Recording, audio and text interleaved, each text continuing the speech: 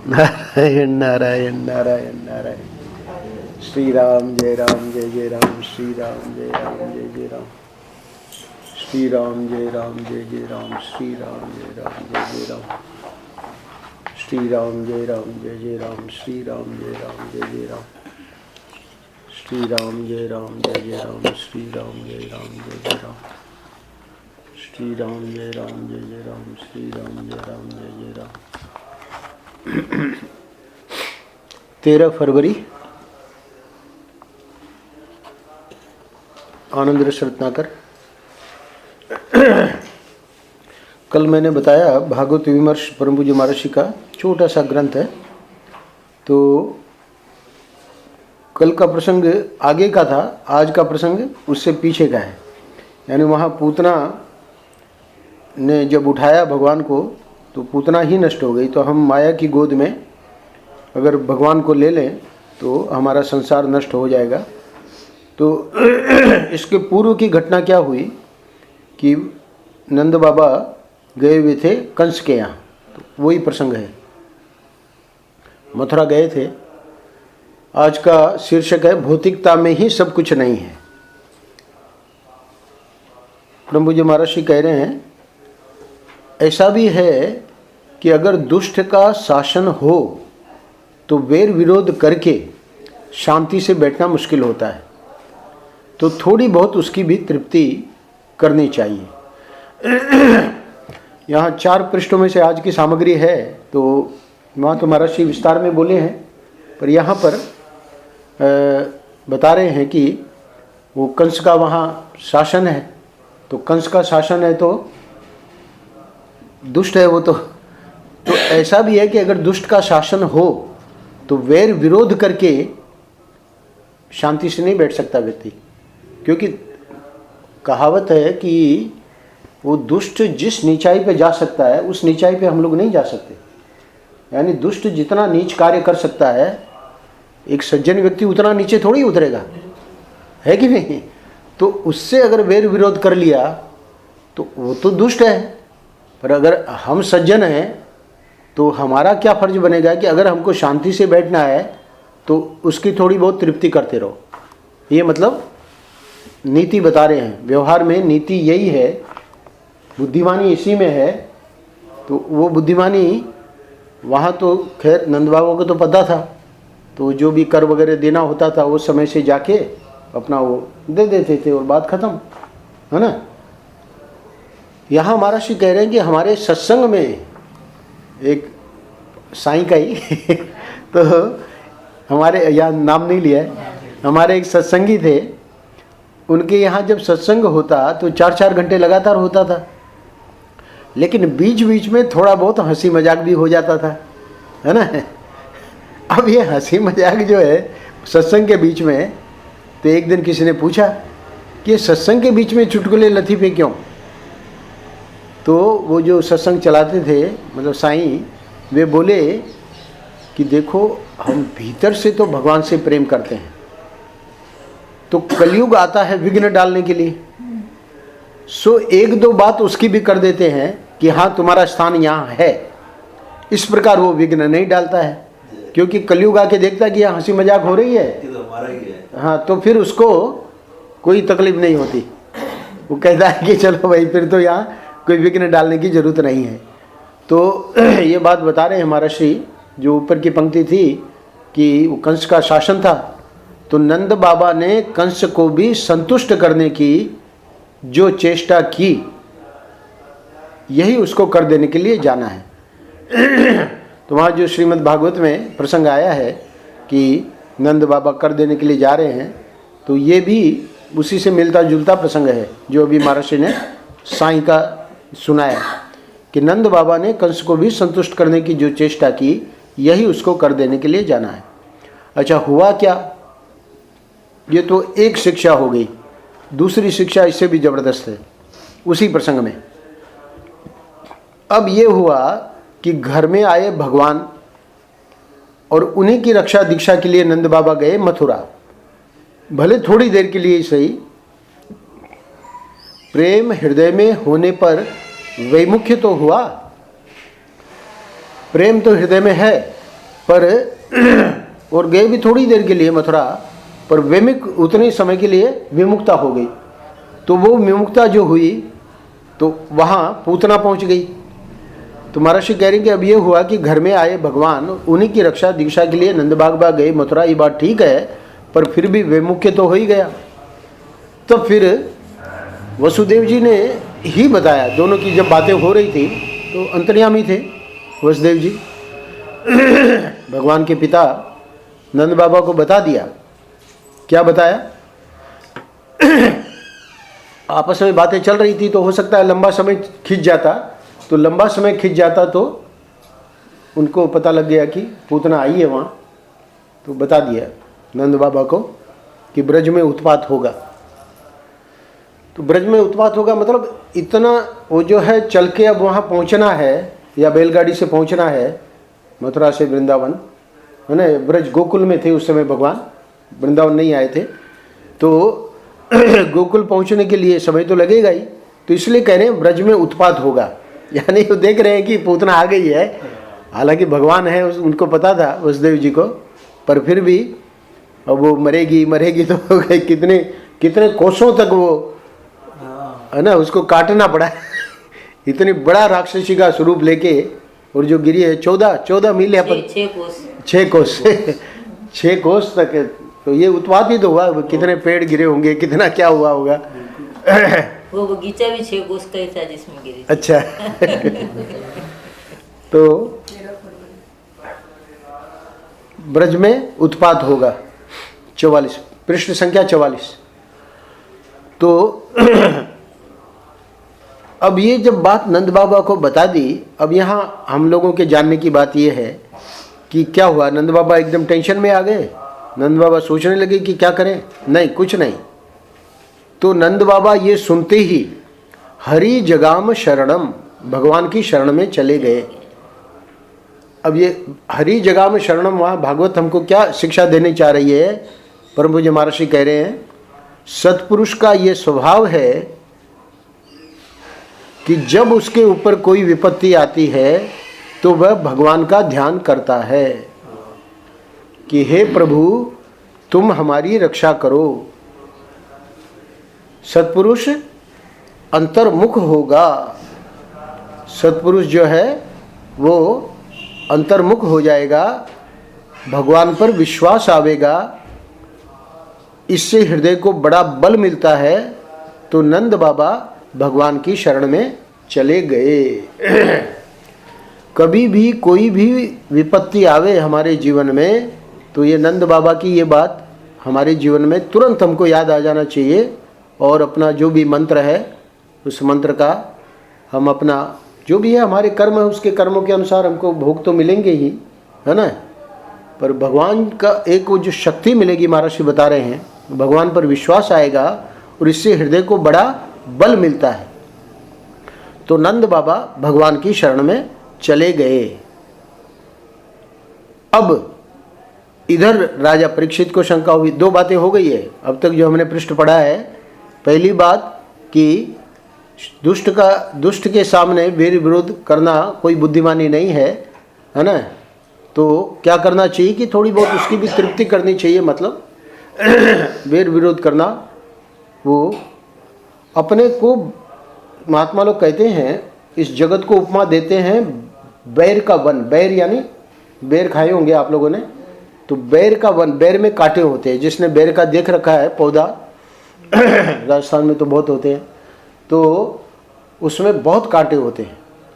पर वो बैर खाने वाला क्या करता है कि कांटों से अपने को बचा के और वो बैर को चुन लेता है। इस जगत को उपमा दी है कि ये बैर का वन है। ये जगत जो पूरा है, ऋषियों ने इसको उपमा दी है, ये बैर का वन है। तो बैर का वन यानी हम लोग यहाँ आए हैं जगत में, तो हमको तो फल चाहिए ना, वो बेर रूपी फल चाहिए। पर वो बेर रूपी फल ऐसे नहीं मिलेंगे क्योंकि कांटे यानी दुष्ट हैं। दुष्ट हैं वो आपको बेर लेने नहीं देंगे। कोई भी व्यक्ति चाहे कि हम सुख सुविधा में रह लें, संभव ही नहीं है, क्योंकि वहाँ वो जो कांटे हैं वो लगेंगे। तो बुद्धिमानी इसमें है। अब देखिए ऋषि लोग सूत्र दे रहे हैं, जो महर्षि ने सूत्र दिया है ऋषि लोग कहते हैं कि बुद्धिमानी इसमें है कांटों से बच के और अपना बेर चुन लो और खा लो। कांटों से उलझना मत, क्योंकि कांटों से तुम उलझने जाओगे, यानी इनको दुष्टों को ही हम खत्म कर दें, वो भगवान ने वो तुम्हारे लिए नहीं लिखा है। ऐसे आएंगे महापुरुष दुष्टों को खत्म करने के लिए, पर वो हर एक के बस की बात नहीं है। तो इसलिए महर्षि कह रहे हैं कि वैर विरोध करके शांति से बैठना मुश्किल होता है, तो थोड़ी बहुत उसकी भी तृप्ति करनी चाहिए। तो बुद्धिमानी क्या है कि उनसे बच के निकल लें, तो बच के निकल लें, तो नहीं बच के निकल पा रहे तो उसकी थोड़ी तृप्ति कर दे। इसलिए महर्षि ने वो साईं का बहुत बढ़िया दृष्टांत दिया कि कैसे वो अपने सत्संग में बीच में चुटके लतीफ़े, हमारे अशोक तो बहुत कभी कभी अभी तो ये यहाँ रिकॉर्डिंग वगैरह हो रही है ना, तो बीच में चुटका लतीफ़ा चुटकुला नहीं सुना रहा है एक तो सुनाई दो। वो महाराज जी कल ही सुनाया, साईं को सुनाते ना विस्पत को। तो एक पत्नी की बर्थडे थी, तो पति ने उसको वो नहीं किया, हैप्पी बर्थडे नहीं बोला, बहुत गुस्सा हो गई। तुम ऐसे कैसे कर सकते हो, मुझे हैप्पी बर्थडे नहीं बोला तुमने, अगली साल भी तुमने नहीं बोला था, तुम्हारी ऐसी कैसे तुम कर सकते हो। वो डर गया बेचारा है, तो आफत आ गई। बोला डार्लिंग बोलो कैसे, तू तो ऐसी की वैसी दिखती है, बूढ़ी हो कुछ ऐसे लगे अलग, तो हैप्पी बर्थडे बोलो, तू तो वैसी की वैसी है यार, इसलिए मैं कैसे तुमको तो इतना खुश हो गई वो। तो सच बोलते हो जानू, सच बोलते हो बोलो भगवान ने बुद्धि दे दी, बच गया मैं।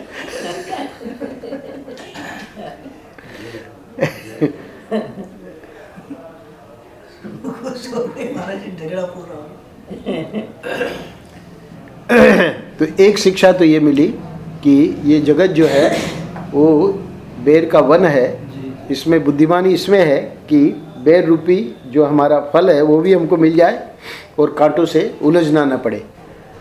ये प्रथम शिक्षा है आज के पृष्ठ की। और दूसरी शिक्षा यह है कि जब विपत्ति आती है तो अब करें क्या, यानी सब हमारा हमने जितना जो है वो सब अपनी बुद्धि लगा ली, पर फिर भी वो कष्ट आ गया। तो अब जो है उसका एक ही तरीका है, हरि जगाम शरणम, भगवान की शरण में चले जाओ। तो वहाँ तो सतपुरुष नंद बाबा के लिए कह रहे हैं, पर हम लोगों के लिए ये शिक्षा है कि जब भी कभी कोई विपत्ति आवे तो भगवान का ध्यान करना, हे प्रभु तुम हमारी रक्षा करो, और अंतर्मुख हो जाओ, बहिर्मुख होने की जरूरत नहीं है। भगवान पर विश्वास आवेगा, इससे हृदय को बड़ा बल मिलता है। तो नंद बाबा भगवान की शरण में चले गए। दो बात। तीसरी बात देखिए, राजा परीक्षित सुन रहे हैं कथा और सुखदेव जी सुना रहे हैं श्रीमद् भागवत। तो अब जब सुनाया जा रहा है कि ये कालकूट लगा के स्तन पे और कई बच्चों को तो मार डाला है ना, कई बच्चे तो मर गए, और इधर पहुंच गई अपना नंद बाबा के घर पे। तो राजा परीक्षित को शंका हुई कि ब्रज में पूतना जा रही है तो वहाँ तो ये क्या सत्यानाश करेगी, यानी विशेष रूप से ठाकुर जी के लिए राजा परीक्षित को शंका अथवा चिंता हुई। अब देखिए सुखदेव जी क्या कहते हैं। सुखदेव जी ने उनको सांत्वना देते हुए कहा कि देखो राजा, ये राक्षसी कहाँ विघ्न डालती है, ये जितने भी दुष्ट लोग हैं वो कहाँ विघ्न डालते हैं, जहाँ भगवान का श्रवण नहीं, नाम कीर्तन नहीं, पूजन नहीं, है ना, सत्संग नहीं, आदि आदि, वहाँ ये राक्षसी विघ्न डालती है। तो परीक्षित तुम डरो मत। यानी राजा परीक्षित को सुखदेव जी समझा रहे हैं कि यहाँ तो स्वयं भगवान ठाकुर जी आ गए हैं व्रज में, और तू ये शंका कर रहा है कि व्रज में पूतना जा रही है तो वहाँ तो ये क्या सत्यानाश करेगी। बोले कि जब भगवान के नाम में इतना वो है बल, जहाँ भगवान का श्रवण नहीं, कीर्तन नहीं, पूजन नहीं, वहीं पे विघ्न आते हैं, वहीं पे राक्षसी विघ्न डालती है। तो परीक्षित तुम डरो मत, यहाँ तो गोकुल में साक्षात भगवान हैं, खुद वही हैं। जिनके नाम में राक्षसी विनाश की शक्ति है वे गोकुल में प्रकट हो गए हैं। यानी आप कल्पना करो कि नाम में इतनी जब शक्ति है तो वो तो नाम ही स्वयं प्रकट हो गया है वहाँ। तो इसलिए वो परीक्षित को सांत्वना दे रहे हैं कि कोई चिंता की बात नहीं है। अब परम पूज्य महाराज श्री आज के पृष्ठ को यहाँ हम पूरा कर रहे हैं, क्योंकि वो लाए हैं गोंदावले महाराज जी का भी, उसको भी आज देख लेंगे। परम पूज्य महाराज श्री कह रहे हैं, अब देखिए क्या करना है हमको अपने जीवन में। पहली बात, दुष्टों से भिड़ो मत। दूसरी बात, विपत्ति आवे तो भगवान की शरण में चले जाओ। तीसरी बात, इस प्रकार की कभी शंका नहीं करना कि हम ये भजन भी कर रहे हैं और कोई कष्ट भी आ सकता है। कष्ट यानी वो हमारे जो कर्मों का जो है फल, वो हमारे अच्छे के लिए आया है, उसको कष्ट मत मानो। तो गोकुल में प्रकट हो गए हैं भगवान स्वयं, तो फिर कोई इस प्रकार की शंका रखने की जरूरत नहीं है। ये तीसरी बात। अंत में महाराज श्री हमको जीवन में क्या करना है वो बता रहे हैं। देखो, तुलसी की थोड़ी गंध नाक में चली जाए, भगवान की याद तो आवेगी। आँख से भगवान की मूर्ति देख लें, अथवा तीसरी बात, जीवा से भगवान का नामोच्चारण कर लें। तो गंध को ले लिया, शब्द स्पर्श रूप रस गंध, सबसे पहले गंध को लिया। तुलसी की गंध थोड़ी नाक में चली जाए, भगवान की याद आवेगी। अच्छा, अब आँख को लिया। आँख क्या है? रूप। तो आँख से भगवान की मूर्ति देख लें। तो मूर्ति देख लें तो बस फिर क्या है, आप जाओ नृत्य गोपाल में जाके खड़े हो, देखो जरा उनसे आंखें से आंख मिला के, है ना, इतने मनोहर हैं, बातें करते हैं महाराज। तो चैतन्य है ना, महर्षि ने उस विग्रह की प्राण प्रतिष्ठा की है। तो महर्षि कह रहे हैं कि आंख से भगवान की मूर्ति देख लें, दो बात। तीसरा, जिह्वा से भगवान का नामोच्चारण कर लें, है ना। जिह्वा से हम लोग दुनिया भर की बातें करेंगे, है ना। अब श्याम जी के साथ बैठो, बस वही केजरीवाल केजरीवाल केजरीवाल। अरे केजरीवाल की क्या माला फेरते हो? हमारे ठाकुर जी की माला फेरो, है ना। फेर नहीं हो तो बढ़िया, सबसे बढ़िया, है ना। अब वो तो अब चूंकि एकदम ताज़ा है ना समाचार, तो वही टीवी पे छाया हुआ है और वही पूरे देश में छाया हुआ है। तो ऐसे तो होता ही है। स्वामी जी, वो बेरपर से मुझे अपने दादाजी की एक एडजेक्टिव याद आया, वो अनुप्रास अलंकार बोलते हैं उसे। जो 3 बेर खाती है ना, 3 बार जो खाती थी, वो बीन बेर खाती, वो बेर बीन के खा रही, ऐसी परिस्थिति आ गई उसकी। जो बीन बेर खाती वो 3 बेर खाती है, 1 2 3 1 2 3। जो बेर खाती, जो बार बार खाती थी, वो 3 बेर खाती। इसका अलग अलग मीनिंग है every time. So how that situation changes in somebody's life. इसीलिए बीजेपी को 3 ही मिला। Exactly. 3 ही सीट मिली। तो कह रहे हैं, देखो राजा, ये राक्षसी कहाँ विघ्न डालती है, तो वो तो विघ्न वहीं डालेगी जहाँ ठाकुर जी का नाम नहीं है। तो अब क्या करना है? शब्द स्पर्श रूप रस गंध, शब्द से कान से श्रवण कर ले, है ना। आगे आ गया, शब्द पहले ले लो, कान से श्रवण कर ले। फिर स्पर्श, तो स्पर्श क्या करोगे? तो स्पर्श मानो हृदय से थोड़ा ध्यान कर ले, यही स्पर्श है। शब्द स्पर्श, रूप में महर्षि ने कहा आँख से भगवान की मूर्ति देख ले, है ना। मैंने बताया नृत्य गोपाल जी का, अपने शिव पार्वती जी का, राधा गोपाल, गिरधर गोपाल, गोपाल गड़ा हो तो ये हो गए मूर्ति के दर्शन। तो शब्द हो गया, स्पर्श हो गया, रूप हो गया। अब आ गया रस। रस में क्या है? रस में भी इसी को माना है, भगवान का जो नामोच्चारण है वही रसमय है। तो रसना 2 इंद्रिय, कर्मेंद्रिय भी है और ज्ञानेंद्रिय भी है। तो रस लेना है मतलब इसका रस लो, नामोच्चारण का, केजरीवाल का नहीं, भगवान का, राम का, कृष्ण का, है कि नहीं। जपो अपना, उधर वृंदावन में रहो तो जपो, आश्रम में आओ तो केजरीवाल को बाहर, गेट के बाहर छोड़ के, है ना, फिर अंदर प्रवेश करो, है कि नहीं। हृदय जिह्वा से भगवान का नामोच्चारण कर ले। अच्छा, तो कर्मेंद्रिय भी है और ज्ञानेंद्रिय भी है। तो ज्ञान से इसका रस आता है नामोच्चारण का, और कर्मेंद्रिय इसलिए नामोच्चारण।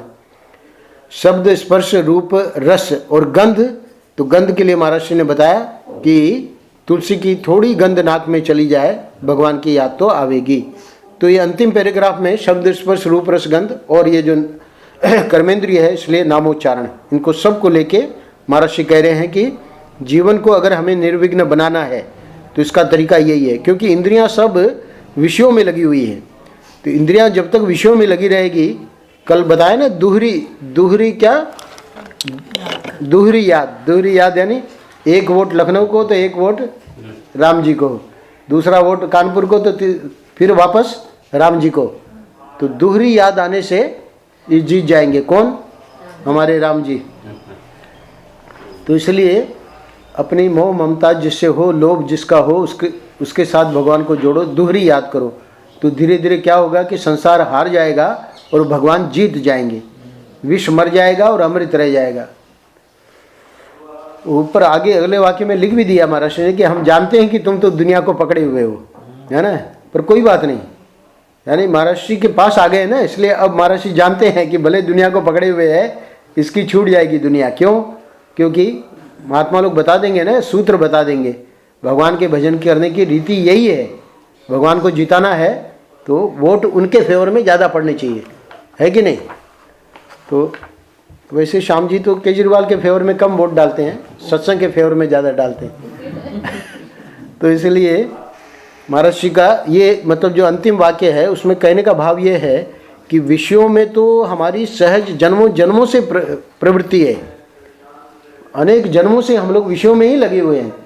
इसलिए महात्माओं को समझाना पड़ता है कि तुलसी की थोड़ी गंध नाक में चली जाए, भगवान की याद आवेगी, आँख से भगवान की मूर्ति देख लें, जीवा से भगवान का नामोच्चारण कर लें, है ना। दुनिया भर की वाणी के पाप बताए महाराज ने अभी 2-3 दिन पहले, तो वही सब पाप, कठोर बोलना, है ना, झूठ बोलना और चुगली और असंबद्ध प्रलाप, है ना, जहाँ सत्संग की बात होनी चाहिए वहाँ पॉलिटिक्स की बात, बिल्कुल असंबद्ध प्रलाप, है ना, है कि नहीं?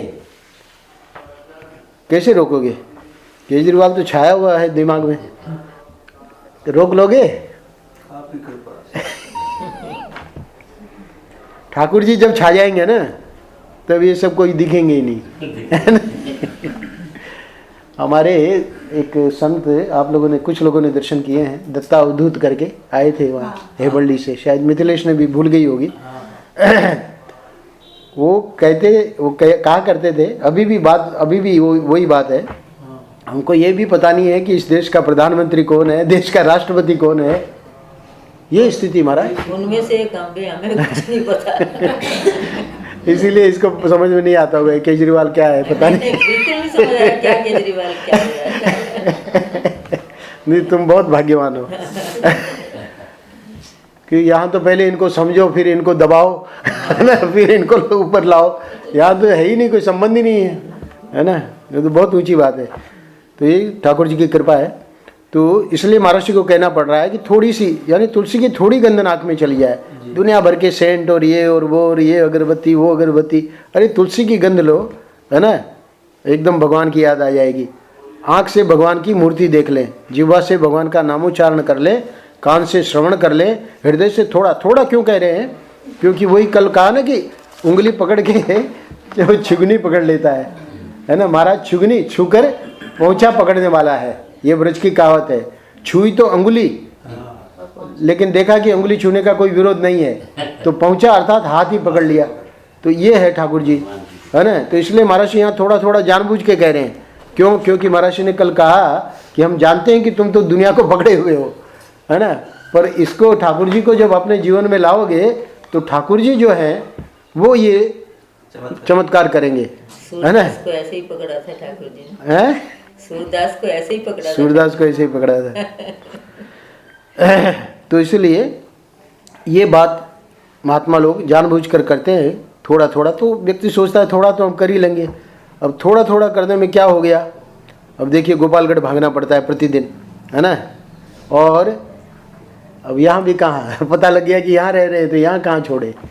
अब यहाँ दलबल के साथ है, वहाँ तो चलो कोई बात नहीं वहाँ तो फिर भी हम अपना शांति से कर लेते हैं। अब यहाँ इतना पूरा दलबल लेके आए, तो ये जो है वो महाराज को पता है कि व्यक्ति थोड़ा करेगा। थोड़ा कैसे लगाया, ओंकारानंद जी ने लगा दिया। वो किस लिए? सत्संग के लिए नहीं, बोले यहाँ आके नाश्ता कर लिया करो हमारे साथ और चल के आया करो ताकि थोड़ा चलना हो जाए बस। अब इनको क्या पता था कि ये इतना महंगा पड़ेगा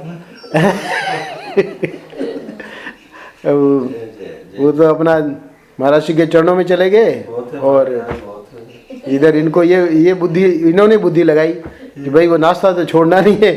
तो नाश्ता, अब गोपालगढ़ में क्या नाश्ता मिल रहा है? कुछ नहीं। तो बोले कोई बात नहीं, हम लेके चलेंगे नाश्ता, है ना। पर वो परंपरा जो है वो बना, वो साईं की कृपा है, महाराज जी की कृपा है। तो इसलिए ये थोड़ा थोड़ा ये जानबूझ के कहते हैं संत लोग, क्योंकि इनको पता है कि ये थोड़ा करेगा तो फिर ये ठाकुर जी छोड़ेंगे नहीं। तो कह लें कि जीवन निर्विघ्न हो जाएगा। देखिए हम सब लोग जीवन को निर्विघ्न बनाना चाह रहे हैं, पर उसके लिए जो महात्मा लोग कहते हैं वो नहीं करते। करते वही है जो हमारा मन कहता है। तो मन जो है, मन हमारा गुरु नहीं होना चाहिए। गुरु होना चाहिए ये शास्त्र और महाराज श्री। तो इसलिए अंत में कहते हैं कि यहाँ जहाँ हम लोग फंसे हुए हैं ना, कहाँ फंसे हुए हैं? हम जानते हैं कि तुम तो दुनिया को पकड़े हुए हो, तो दुनिया पकड़े हुए हो, तो इसलिए भौतिकता में हम लोग रचे पचे हैं। जो लोग मतलब रचे पचे हैं उनके लिए, तो जो भौतिकता में रचे पचे हैं, तो अंत में महर्षि का ये वाक्य है कि भौतिकता में ही सब कुछ नहीं है। आज का शीर्षक भी यही है। तो भौतिकता अर्थात यही शब्द स्पर्श रूप रस गंध और जितना जो संसार है जिसमें व्यक्ति बेचारा डूब गया है, तो वो सोच रहा है कि वहीं से हमें सब कुछ मिलेगा, पर वहाँ से तो बस सिवाय धक्के और कुछ नहीं मिलना है ना। और महाराज जी कहते थे कि सौ धक्का खाए तमाशा घुस के देखे। यानी तमाशा जब चलता है तो लोग तो हो जाते हैं जमा। अब वो नया व्यक्ति आया तो अब देखे तो तब दिखे ना, जबकि ये लोग कुछ हटे, तो अब वो अंदर घुसने की कोशिश करता है तो धक्का हो, काय को घुसने देंगे, है ना। तो धक्का देता है, तो सौ धक्का खाए तमाशा घुस के देखे। तो यहाँ भौतिकता में तो धक्के ही लगेंगे, पर वो फिर भी व्यक्ति जो है उसको बेचारे को ये नहीं पता है कि भौतिकता से भी बढ़कर, भौतिकता से भी ऊंची चीज़ ये है, जो आज के पृष्ठ में थोड़ी सी झलक दी है महाराज जी ने। और कल बताएंगे हमारे भगवान का भंडार भरा पड़ा है। तो